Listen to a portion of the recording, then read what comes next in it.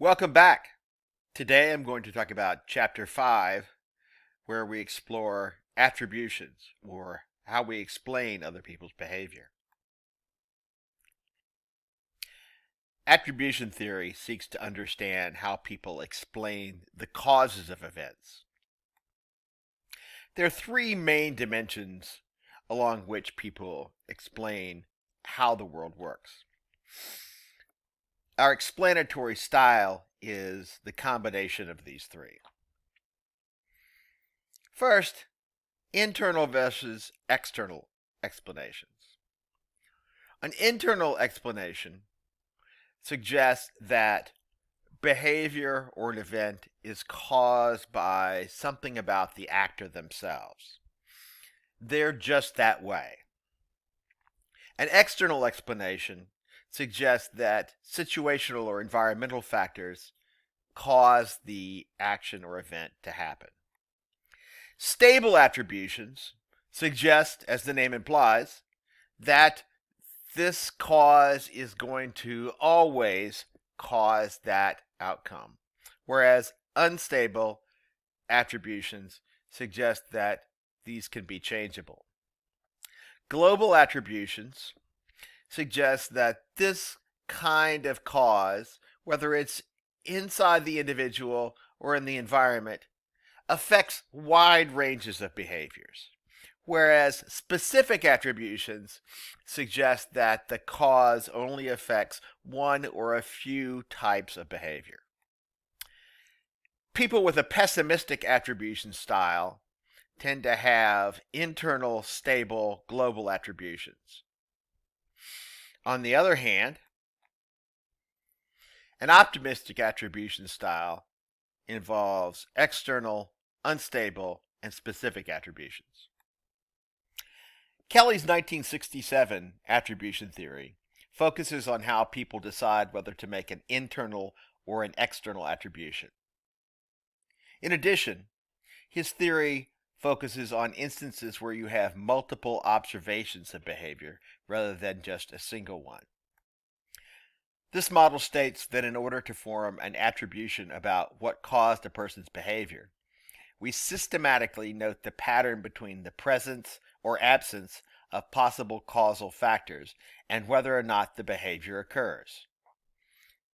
These causal factors are consensus information about the extent to which other people behave the same way towards the same stimulus as the actor does, distinctiveness information about the extent to which one particular actor behaves in the same way to different stimuli, and consistency information about the extent to which the behavior between one actor and one stimulus is the same across time and circumstances.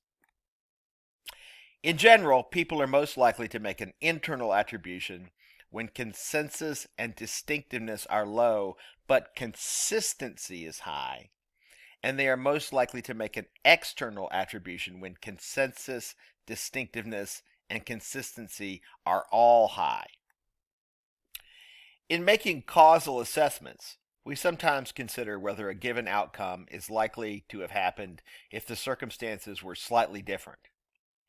Our attributions are thus influenced not only by our knowledge of what has actually happened in the past, but also by counterfactual thinking, considerations of what might have, could have, or should have happened if only a few minor things were done differently. For example, if only I had studied harder implies that a lack of effort was the cause of a poor test result. An example of this involves the first three finishers in a competition, for example, the Olympics. Though it doesn't seem quite right, bronze medalists are typically more happy with the medal that they achieve than silver medalists.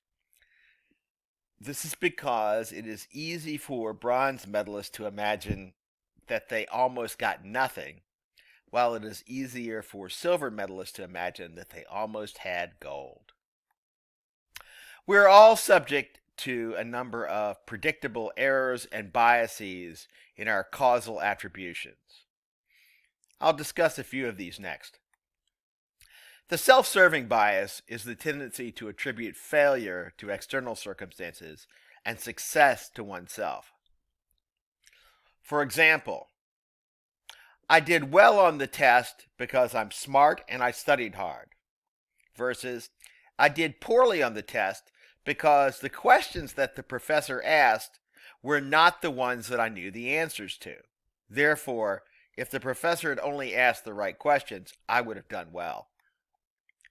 The fundamental attribution error, so named because it is so common, is the failure to recognize the importance of situational influences on behavior, or to de-emphasize these, while overemphasizing internal or dispositional influences on the same behavior. Much of this effect comes from our need to make rapid attributions combined with our lack of knowledge of the environmental or situational influences on another person at any given time. We see this play out in how we explain people's relative successes in life. Why did some people evacuate New Orleans in advance of Hurricane Katrina and others not? The fundamental attribution error would suggest that we blame them for the, quote, choice, unquote, not to evacuate. However, this ignores other factors such as the highways being blocked, not having transportation, or having nowhere to go and not being able to afford to obtain housing. Another example is the just world hypothesis, which is the belief that people get what they deserve and deserve what they get. This makes us feel comfortable because we can assume that bad things won't happen to us because we don't do anything bad to deserve them. Unfortunately, the link between our innate goodness or badness and the outcomes in life is tenuous at best. Another error that we tend to make in attributions is the actor-observer difference. Depending on whose behavior we're trying to explain, we make different kinds of attributions. Because we know the situational factors that affect our actions, we're more likely to explain our behaviors due to the situation.